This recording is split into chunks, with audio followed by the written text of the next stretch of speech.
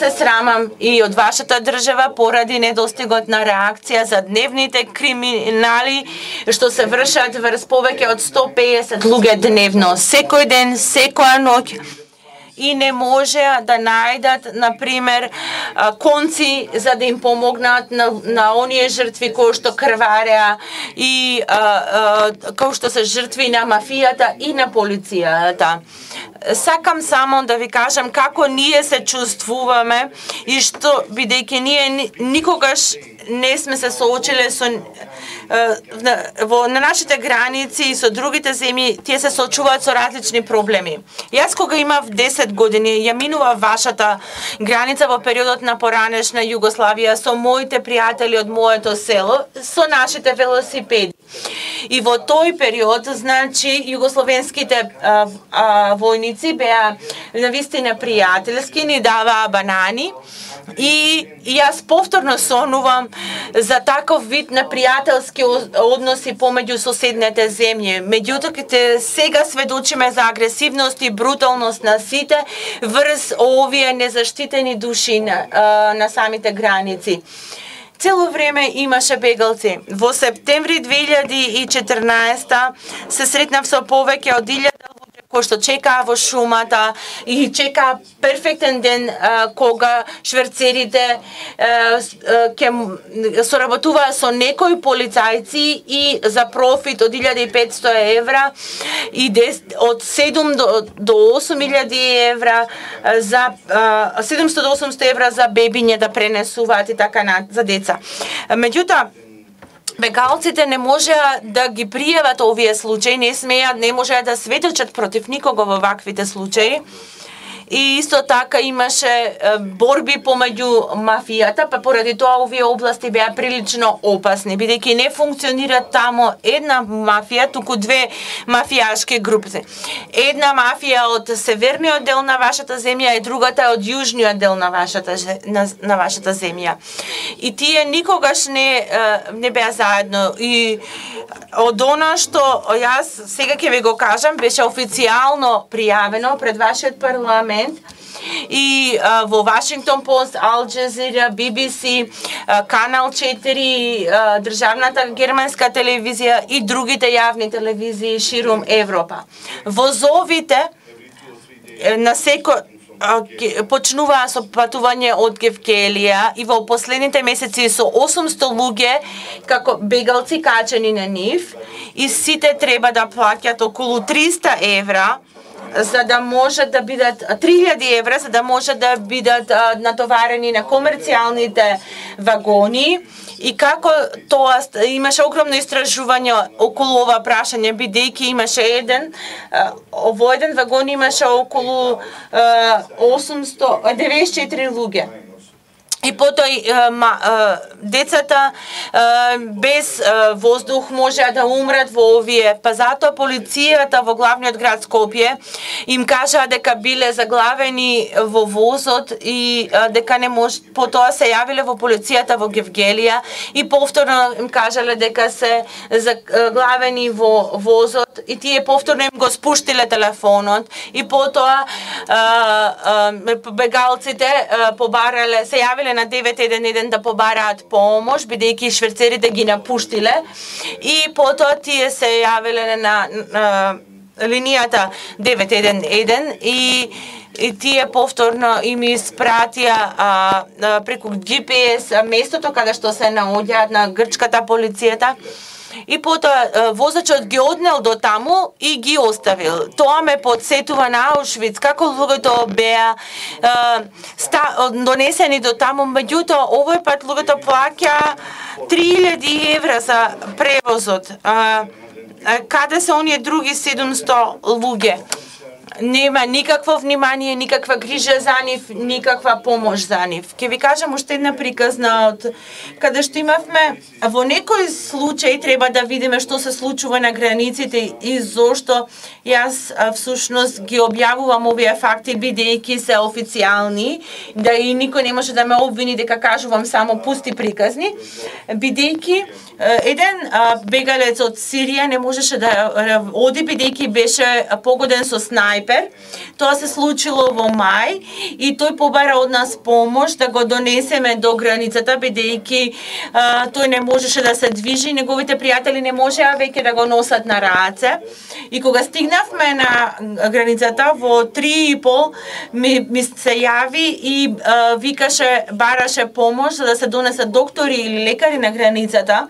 И јас се јавив во една организација и ја информирав грчката полиција, бидејќи јас не може во 3 часот пополнок да заминам во шумата, морав да знам што се случува. Има таму големи банди на криминалци кои што ги напаѓаат безмилосно и жените, и децата, и постарите, се немаат никаква милост кон никого, само да ја пренесат пораката. Плати и ќе ти ги решиме твоите проблеми.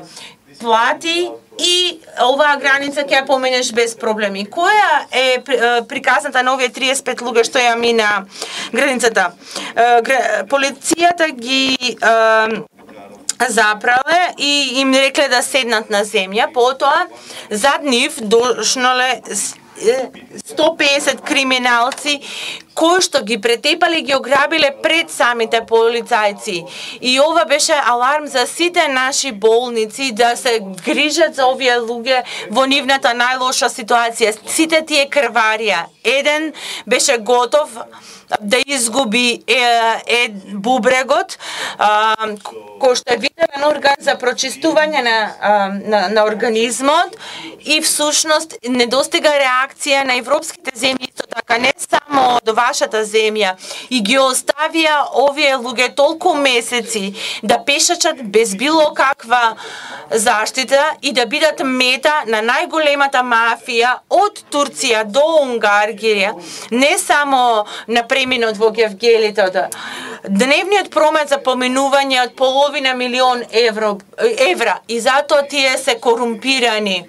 Недостигот на реакција од меѓународните организации, бидејќи јас на сите им достави видео, фотографии, извештаи и јас бев на челото кога им носев бегалците зборуваат со овие организации и затоа сите дојдоа во Грција во Идомени за да видат што се случи.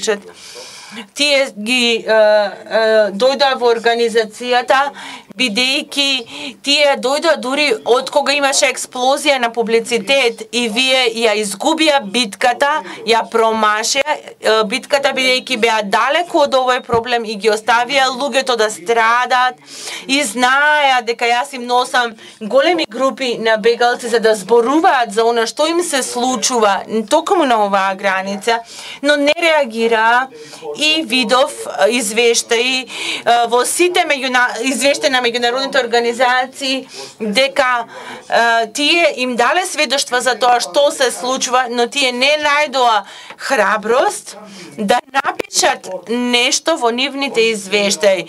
Туку пишуваат генерални работи дека спомнуваат одредени проблеми, но не ги објаснуваат детално. Па сите кои што се празни и преку собствената празност и преку собственото молчење се соучесници во криминалот и помагаат на државата и на мафијата да продолжат да профитираат. Сите се виновни. Никој не може да каже ние не сме виновни или не знаевме. Јас го информирав Европскиот парламент за украдени пасоши на сиријанци на мојот отворен говор при седницата на Европскиот парламент и немаше реакција. Тие имаат ксенофобија и страв, но никој не внимава на тоа колку илјадници и украдени пасоши на сириците им биле дадени на други, бидејќи од еден пасош, украден пасош се продава од 2000 до 3000 евра. И затоа тие немаат никаква грижа и кога ќе ги видат овие луѓе во масивни бројки дека се оставени на полињата, на границите, се кријат во шумите без било каква заштита и без било каква поддршка, како можете да си одите дома и да се чувствувате добро? Како ова овие добри плати што ги добивате во меѓународните организации ви дозволуваат да го дозволите овој криминал во средината, во срцето на самата Европа. И како сите во овој период го дозволија тоа, за сега да го кренеме гласот за оваа хуманитарна катастрофа. Бидејќи кога имате толку многу пари, можете да ги корумпирате сите, и моите роднини, и моите соседи. Тоа се огромни пари. Ако сакате да се заштитите од себе, ако преку молчењето вие сте соучесник во овие кривични дела. И сега имаме, сите доаѓаат и гледаат и ништо. И поставуваат собствени продавници.